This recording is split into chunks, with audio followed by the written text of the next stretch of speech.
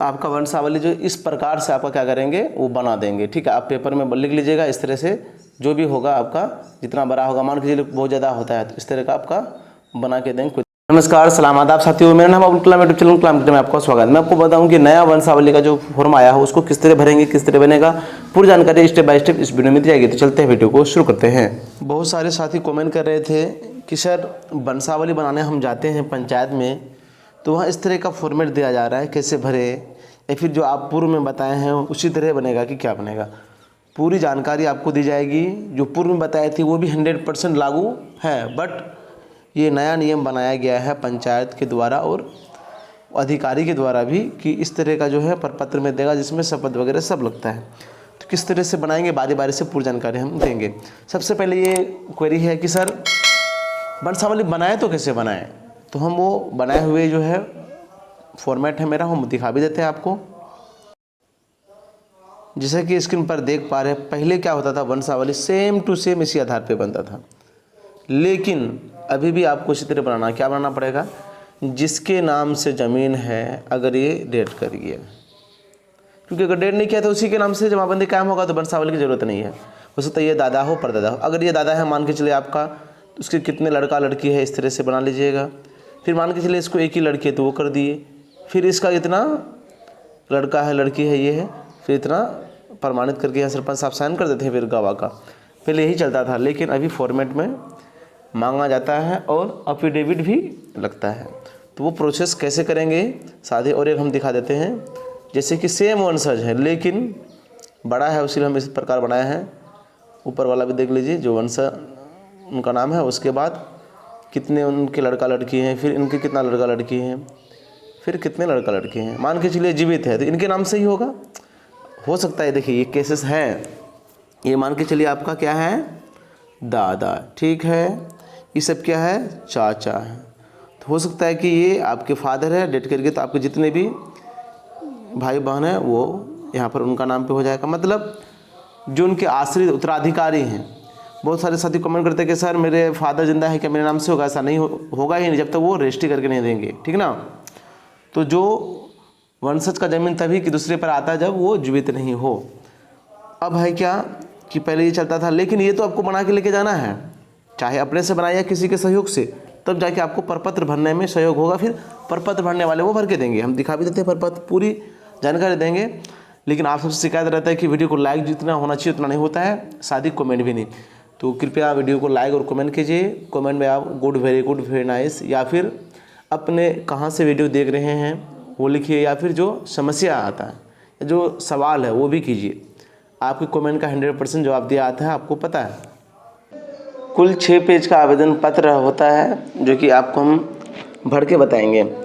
वंशावली प्रमाण पत्र हेतु आवेदन, ये आपको दुकान में मिल जाएगा, कहीं पर भी सेवा में ऑलरेडी लिखा रहता है। ग्राम कचहरी जो भी पंचायत का नाम है वो फिर कर लीजिएगा।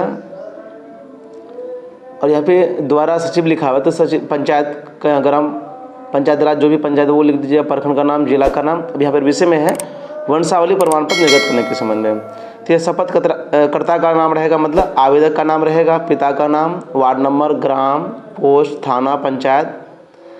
मुझे देश कार्य हेतु वंशावली की आवश्यकता है, कौन सी है, तो आपको जो भी या जमीन बंटवारा हेतु यहाँ पर लिख दीजिएगा। अब मेरे परिवार का वंशावली निम्न प्रकार है, तो जो हम इससे पहले दिखाएंगे किस तरह बनाया जाता है, इसमें आपको क्या करेगा, टाइपिंग करके बना के देंगे कंप्यूटर दुकान वाले, ठीक है। उसके बाद यहाँ पर आप घोषणा कर रहे हैं कि जो भी हम दिए हैं सही है, कोई गलत नहीं है। अगर गलत पाए जाने पर जो है संगत धाराओं के आधार पर आपको कानूनी कार्रवाई की जाएगी। फिर उसके बाद यहाँ पर आप साइन करेंगे। फिर दूसरा वाला फॉर्मेट देख लेते हैं। ये फॉर्मेट है, ये समक्ष दंडाधिकारी, मतलब कोर्ट से आपको ये शपथ पत्र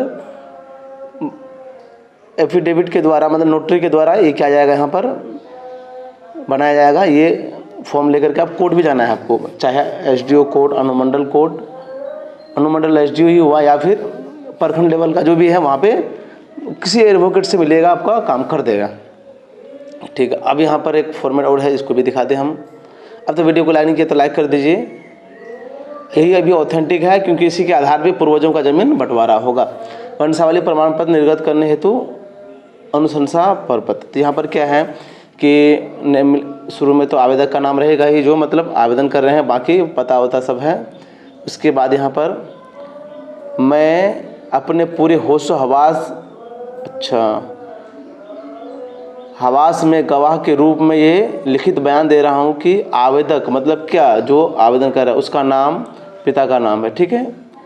कोई भी गलत नहीं है यहाँ पे कहने का मतलब, यहाँ पे तो एड्रेस होगा, यहाँ पे फिर आवेदक का नाम होगा। तो होशो हवास में गवाह दे रहे हैं कि जो भी ये बनाया है पंचनामा बंटवारा ये सब सही है। तो गवाह का नाम, उसके पिता का नाम, उसका मोबाइल नंबर, आधार संख्या और हस्ताक्षर बारी बारी से फिर यहाँ पर क्या करेंगे, सबका यहाँ पर कर लेंगे। उसके बाद यहाँ पर नीचे और ऑप्शन आता है जो कि ज़्यादा ऑप्शन है। इतना करने के बाद फिर क्या है, यहाँ पे ग्राम पंचायत राज मतलब पंचायत का नाम हो जाएगा। उसके बाद यहाँ पर पंच साइन करेंगे। आप ग्राम पंचायत भवन जाइएगा, वहाँ पर मिल जाएंगे। वार्ड सदस्य जो वार्ड मेंबर, आंगनबाड़ी सेविका यहाँ पर करेगी साइन। सबका नाम अलग अलग लिखा हुआ है यहाँ पर। उसके बाद चौकीदार का है, फिर मुखिया का है। इतना होने के बाद फिर यहाँ पर सबसे नीचे देख लेते हैं क्या है, पंचायत सचिव का हस्ताक्षर है। इतना कैसे होगा, पहले प्रपत्र भर के आप लेके जाएंगे कहाँ, एक तो पंचनामा बंटवारा जिस तरह उस तरह बना के ले जाएंगे, कंप्यूटर दुकान में जाएंगे, वो टाइप करके देंगे, फिर वकील के पास जाएंगे। उतना करने के बाद तब आप जो पंचायत में आइएगा। उसके बाद फिर और क्या है, फॉर्मेट देख लेते हैं, क्योंकि टोटल 6 प्रपत्र है। तो इसमें भी आम सूचना है, जिसमें क्या होगा, आवेदक का नाम, फिर उसका पता इत्यादि यहाँ पर भरना है। भरने के बाद फिर यहाँ पर क्या होगा कि सरपंच का हस्ताक्षर होगा, उसका कॉलम दिया हुआ है यहाँ पर। उसके बाद यहाँ पर क्या है कि वंशावली, हाँ इसमें क्या होगा कि ये कचहरी प्रभारी का है, ठीक है। तो उनका क्या होगा, यहाँ पर पंचायत का नाम, प्रखंड, जिला, वंशावली, जो प्रमाण पत्र निर्गत करेंगे उसकी संख्या होगा।